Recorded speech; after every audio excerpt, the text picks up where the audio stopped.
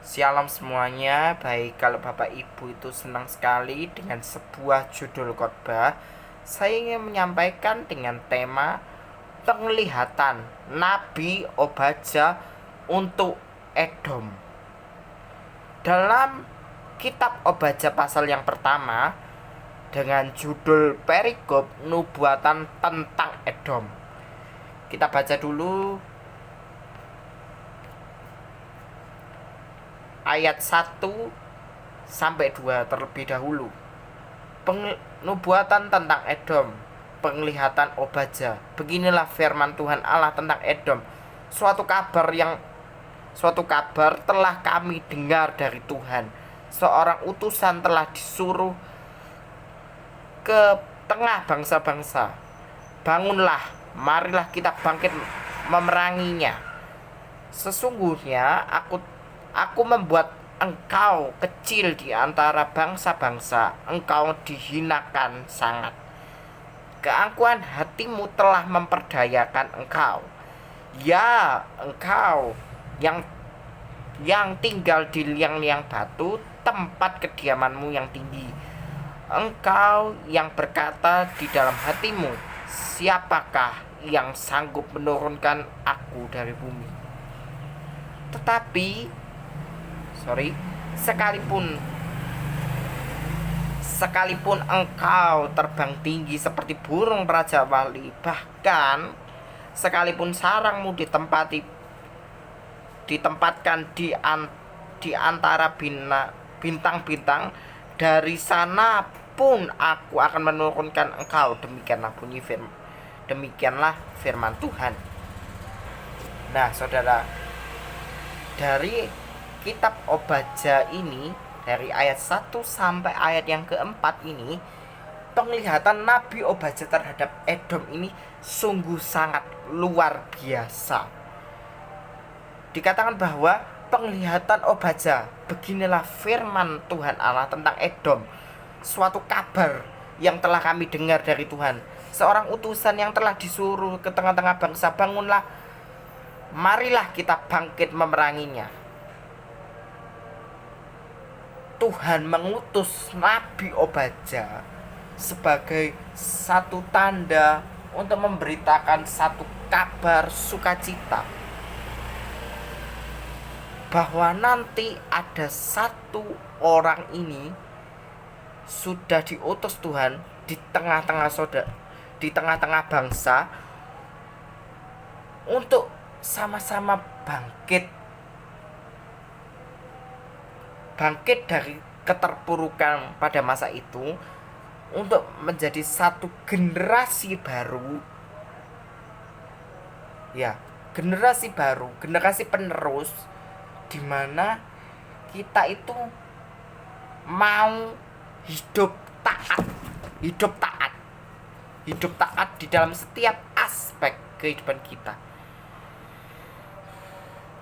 Sesungguhnya aku membuat engkau kecil di antara bangsa-bangsa, engkau dihinakan sangat. Keangkuhan hatimu memperdaya engkau.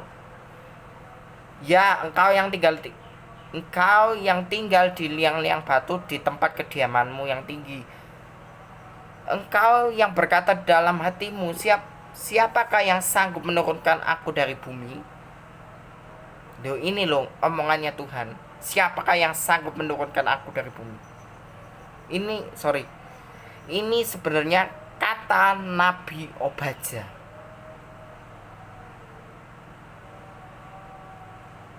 Karena apa? Dia mempunyai keangkuhan hati. Orang yang sifatnya angkuh terhadap kebenaran firman Tuhan, maka hidupnya tidak selaras dengan kebenaran firman Tuhan. Tetapi ya, orang-orang yang taat dan setia melakukan kebenaran firman Tuhan akan mempunyai satu impact yang besar. Inilah satu nubuatan besar Nabi Obadja terhadap Edom. Dia akan melihat waktu itu, ya, penglihatannya Obadja itu terhadap Edom. Orang-orang yang ada di Edom itu mempunyai sikap keangkuhan hati. Dia tidak setia tidak mau melakukan kebenaran firman Tuhan. Makanya Tuhan itu mengutus Nabi Obadja untuk memberitakan satu kabar sukacita terhadap Edom. Tetapi dengan demikian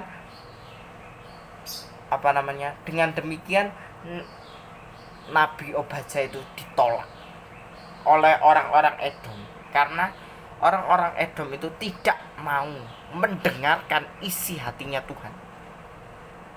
Karena dia angkuh, dia memperdayakan engkau memperdaya. Jadi Edom itu memperdaya dirinya sendiri. Dia angkuh terhadap kebenaran firman Tuhan. Sekalipun engkau terbang tinggi seperti gunung Raja Wali, bahkan sekalipun sarangmu ditempatkan di antara bintang-bintang, dari sana pun aku akan menurunkan engkau. Demikianlah firman Tuhan. Jika malam-malam pencuri atau perampok datang, betapa engkau dibinasakan. Bukankah mereka akan mencuri seberapa yang diperlukan? Jika ia memetik buah anggur datang kepadamu, bukankah mereka yang meninggalkan sia-sia pemetiknya? Inilah penglihatan Nabi Obadja terhadap Edom. Waktu itu Edom, porak-poranda. Hatinya merasa angkuh, tidak taat kepada kebenaran firman Tuhan. Tapi Tuhan mengutus Nabi Obadja sebagai pembawa pesan kebenaran firman Tuhan, membawa satu sukacita yang besar. Betapa kaum Esau digeledah, betapa harta bendanya disembunyi, dicari-cari, sampai ke tapal batas engkau usir oleh semua teman sekutumu. Engkau memperdaya dikalahkan oleh sahabat-sahabatmu. Siapa yang makan sehidangan dengan engkau memasang jerat terhadap engkau? Tidak ada pengertiannya. Tidak ada pengertiannya loh. Orang-orang Edom itu tidak ada pengertiannya. Dia itu tidak mempunyai pemikiran yang cerdik terhadap kebenaran firman Tuhan. Malah dia mempunyai hati yang angkuh. Orang-orang yang tidak mau dididik oleh kebenaran firman Tuhan, maka ujungnya akan binasa. Ini loh penglihatan Nabi Obadja terhadap Edom. Orang-orang yang tidak mau diajar oleh kebenaran firman Tuhan, kebenaran yang murni, akan binasa. Ketika umat percaya itu sungguh-sungguh meneladani kehidupan Yesus, ya, dia mengerti betul-betul makna pengorbanan Kristus di atas kayu salib sebagai bukti apa? Bahwa kasih Bapa melindungi mereka. Orang-orang yang taat kepada kebenaran firman Tuhan akan mempunyai hidup yang selaras dengan kebenaran firman Tuhan.